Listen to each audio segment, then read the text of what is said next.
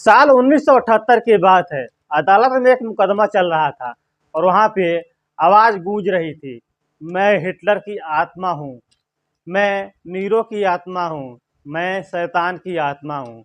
और ये सारी आवाज़ें आ रही थी एक टेप रिकॉर्डर से, जो कि एक लड़की की आवाज़ में था। और वो लड़की पहले ही मर चुकी थी। अब फैसला होना बाकी था कि आखिर उस लड़की के मौत का जिम्मेदार कौन है, ये आत्माएं या फिर उसके माँ बाप। यही है वो लड़की की फोटो। देखिए, इन दोनों फोटो में ज़्यादा दिनों का अंतर नहीं है। इस लड़की की हालत क्या से और क्या हो गई। इस लड़की का नाम एनालिजा था। एनालिजा ने बहुत सारी यातनाएं सही। उसको रस्सियों से बांध के रखा गया था और उसके साथ 67 बार भूत प्रेत भगाने की क्रियाएं हुई, जिसमें उसने बहुत सारी यातनाएं सही। और आप लोग जानते हैं, भूत प्रेत भगाते हैं तो ज़्यादातर लोग उसी इंसान पे यातना करते हैं जिसके अंदर भूत रहता है। इस वजह से एनालिजा की भी हालत बहुत ज़्यादा खराब होती रही गई और उसने दवाई भी छोड़ दी और उसकी मौत हो गई। मौत के वक्त एनालिजा का वजन मात्र 30 किलो था। तो दोस्तों, आइए जानते हैं एनालिजा की पूरी कहानी कि क्या है एनालिजा की पूरी कहानी। इस सब की शुरुआत होती है जब एनालिजा पहली बार होश संभाली।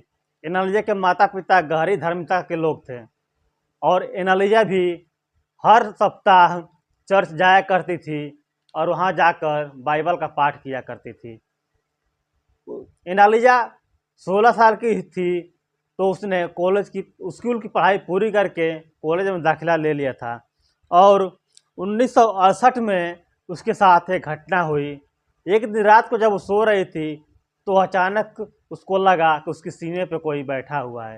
ये सारी बातें उसने अपने माता पिता को बताया। उसके माता पिता ने इसको एक बुरा सपना समझकर टाल दिया। मगर ठीक 1 साल बाद ऐसा ही फिर हुआ। एनालिजा को लगा कि उसके सीने पर कोई बैठकर उसको दबा रहा है और ये बात अपने माता पिता को जब बताया तो उसके माता पिता एनालिजा को लेके गए डॉक्टर के पास। डॉक्टर ने बहुत सारा चेकअप किया मगर चेकअप में कुछ भी नहीं निकला। लिहाजा डॉक्टर ने उनको घर भेज दिया। इस दौरान एनालिजा को बहुत सारे दौरे पड़ने शुरू हो गए और इतने सारे दौरे पड़ने की वजह से डॉक्टर ने दवाई देना शुरू किया। कई सालों तक दवाइयाँ चलती रही मगर एनालिजा के हालत में कोई सुधार नहीं हुआ, बल्कि एनालिजा चीखती चिल्लाती थी और उसकी चीखों में भी बदलाव आने लगा। अजीब सी तरह से चीखने लगी। एनालिजा ने अपनी माँ को बताया कि जब वो सोती है तो उसके बिस्तर से खट खट की आवाज़ आती है और उसे कोई कहता है कि तुम नर्क में जाओगी, तुम नर्क में जाओगी। एक रोज एनालिजा के माँ ने एनालिजा को देखा कि वर्जिन मेरी के तस्वीर को घूर रही है और जो पलटी तो उसकी दोनों आंखें गहरी काली रंग की थी। सितंबर 1973 को उसने डॉक्टर को बताया कि उसको शैतानी चेहरे दिखाई देते हैं और उसे लगता है कि यह शैतान उसी के अंदर ही है। मगर डॉक्टर इन सब बातों को नज़रअंदाज करते हुए मिर्गी का दौरा समझ के और तगड़ी दवाइयाँ देना शुरू किया, मगर इन दवाइयों से भी कोई असर नहीं होता। साल 1975 तक खाना पीना भी छोड़ दिया और रात भर जागने लगी। उसे मकड़ी या मक्खी दिख जाती थी तो उसको उठाकर खाना शुरू कर देती थी। उसे ईसा मसीह की तस्वीर दिख जाती थी तो उसे तोड़ देती थी, या फिर चर्च से जुड़ी कोई भी चीज़ उसे दिखता था तो उसको तोड़ देती थी और उसकी हालत दिन पर दिन बिगड़ती चली गई। अंत में उसके माता पिता ने एक पादरी को दिखाया। पादरी ने बताया कि उसके अंदर शैतान है, मगर उस पादरी ने कोई भी तंत्र मंत्र नहीं किया बल्कि मना कर दिया, क्योंकि उसको चर्च से परमिशन नहीं मिला कि उस लड़की पे कुछ तंत्र मंत्र किया जाए। और इस वजह से फिर एनालिजा के माता पिता ने दूसरे पादरी को दिखाया जो कि मान गया और एनालिजा पे तंत्र मंत्र करना शुरू किया। और अब जब तंत्र मंत्र होना देना शुरू किया तो अब शुरू हुआ एनालिजा के ऊपर और ज़्यादा यातनाएं, और ये सब क्रिया उसके साथ 67 बार हुई। और इस दौरान वो एक ही बात कहती थी कि मैं हिटलर की आत्मा हूँ, मैं नीरो की आत्मा हूँ, मैं शैतान की आत्मा हूँ। और ये सारी बातें टेलिन भाषा में कहती थी। इस दौरान वो अजीब तरह से गुर्राती थी और इसी तरह से बोलती थी हमेशा, जिसको एक टेप रिकॉर्डर में रिकॉर्ड किया गया था और अदालत में सुनाया गया था। ये वही आवाज़ थी जो अदालत में सुनाई गई थी। और वो बताती थी कि वो आत्माएं उसको नर्क ले जाने के लिए आई हैं।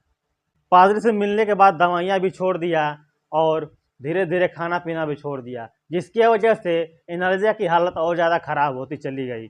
और एक दिन एनालिजा अपने कमरे में ही अपना दम तोड़ दिया, उसकी मौत हो गई। और ये केस जब अदालत में गया तो सरकारी वकील ने बताया पोस्टमार्टम के हिसाब से कि एनालिजा की मौत भूखमरी की वजह से हुआ है। और इस एवज में उसके घर वालों को और उस पादरी को 3 महीने की जेल हुई थी। मगर 3 महीने के जेल होने के बाद जब निकले वो, तो पादरी ने हद ही कर दिया। वो कह रहा था कि एनालिजा उसके सपने में आती है और कहती है कि उसे निकाला जाए। उसकी शरीर अभी भी ताज़ा है। इसकी परमिशन लेकर एनालिजा की माँ ने उस कब्र को खुदवाया और दोबारा उसे निकलवाया, मगर वो आम लाशों की तरह ही 3 महीने के भीतर सड़ चुकी थी। और ये कहानी इतनी फेमस हुई, इसके ऊपर एक फिल्म भी बनी थी। इसका नाम था एक्सॉर्सिज्म ऑफ एमिली रोज। ये फिल्म 2005 में बनी थी और ये फिल्म सुपर हिट रही थी। तो दोस्तों, ये कहानी आप लोगों को पसंद आई हो तो इस वीडियो को लाइक करके इस चैनल को सब्सक्राइब कर लेना। इसी तरह का वीडियो आप लोगों को इस चैनल पर मिलता रहेगा। और वीडियो का नोटिफिकेशन पाने के लिए बेल आइकन बटन को दबा लेना। मिलते हैं अगले वीडियो में, तब तक के लिए जय हिंद।